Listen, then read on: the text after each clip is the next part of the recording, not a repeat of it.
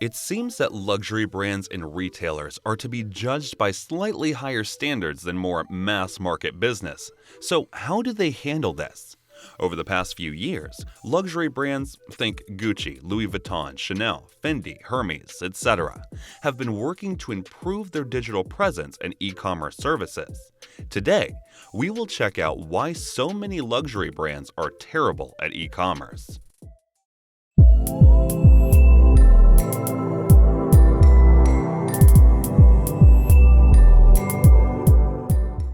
6. Luxury plays by its own rules.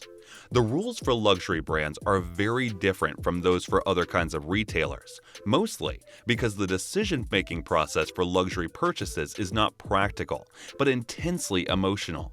Luxury marketing relies heavily on establishing and protecting a brand narrative, particularly around quality and exclusivity. Most retailers have a strong motivation to sell as many products to as many people as possible, but luxury brands must be wary of expansion. This is a matter of access as well as price. The more people that own the product, the less exclusive it is. These brands don't want to sell to everyone, they want to sell to the right people. They exist to define social status. As a result, the rules for luxury sometimes blatantly violate usability.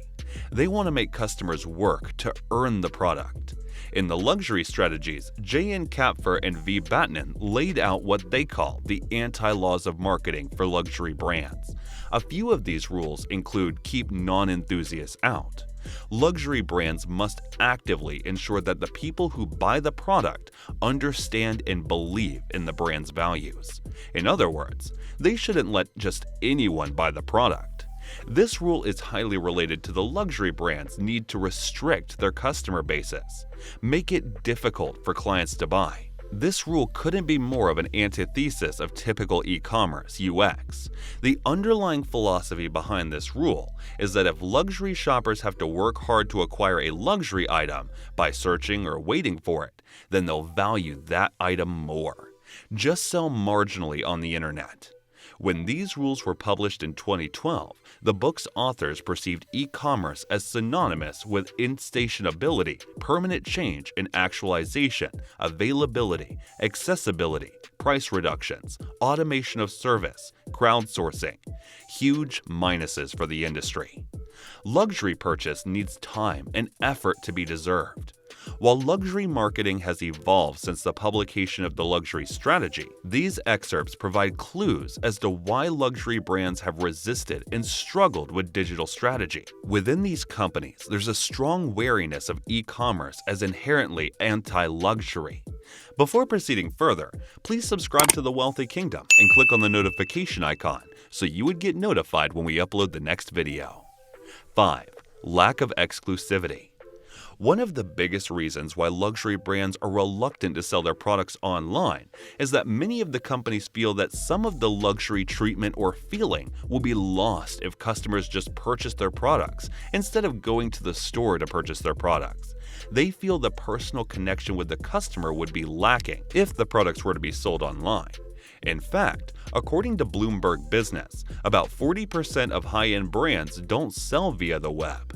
Perhaps this is also why consumers around the world were shocked to hear that super luxury brand Chanel has announced they will open an e-commerce store later this year. Considering the fact that in 2013, Chanel's global director of fashion, Bruno Pavlovsky, when asked about the possibility of online sales, said fashion is about clothing, and clothing you need to see, to feel, to understand.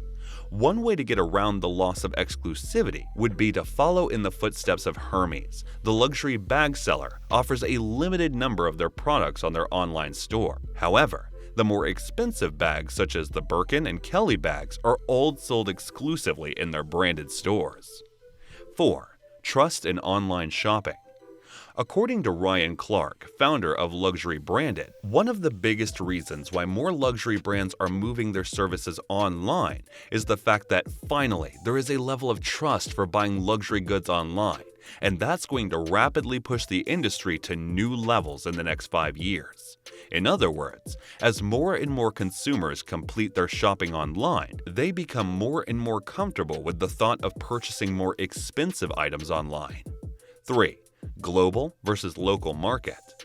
Another opportunity for luxury brands is the fact that selling their product online allows them to reach a much larger market. Compared to brick-and-mortar stores where the company is confined to a location, selling online allows the company to potentially have customers anywhere around the globe. Surely in the next few years, we will see more and more luxury brands selling their products online. At the same time, however, I am sure the personal connection customers feel when they enter a store to purchase the product will remain important. 2. Typical e-commerce strategies don't work for luxury. Part of the problem seems to be that luxury brands have a hard time finding digital strategy advisors that understand luxury. Instead, they're offering standard advice that doesn't fit the luxury model. We spoke with Catherine Sosa, senior consultant at the Luxury Institute, a research, training, and strategy consultancy for luxury brands. There's a serious disconnect between luxury client experience and digital. Luxury brands bring in external digital experts who have driven success in other industries, but they don't understand luxury or luxury consumers. They think they can use the same strategy and tactics, but they tend to flop. She told us about a luxury client who reacted negatively to a discussion about surveying customers for feedback. Their team wanted to get consumer feedback on the customer's experience. An executive's response to that was, "That's tacky. We don't ask for customer feedback like that in luxury." This anecdote illustrates the core challenges for modern luxury brands: how to adopt a digital strategy that delivers a positive experience without undermining luxury values. Sosa underscored the importance of striking the right balance. Feedback is critical. There are very delicate, thoughtful ways of asking for feedback that can make sense for the brand and align with its values. When a client just dropped $20,000 on a handbag, of course you can't ask for feedback the same way Delta Airlines does. Luxury brands are trying their best to become more digital, but they are having a hard time executing a digital strategy that makes sense for the needs of today's luxury consumer. Luxury brands must adapt typical e-commerce advice to make it work for their needs. Unfortunately, many that attempt to do this simply end up with disappointing digital experiences, which fall short of the standards these brands set in their stores. 1. Digital experiences lag far behind in-store shopping. For luxury brands, the in-store experience is king. The luxury shoppers we spoke to mentioned that they value the following aspects of in-store luxury shopping: attention and gracious salespeople. We had a really good first experience in the David Yurman store. They let us try on pretty much every single item in the store. They were super patient and not pushy at all. VIP feel. It makes it a fun experience. Calm and exclusive. It feels calm and exclusive. Things are very well organized. There are fewer items, so you don't feel overwhelmed. There are usually fewer people in the stores. Long-term personal relationships with salespeople.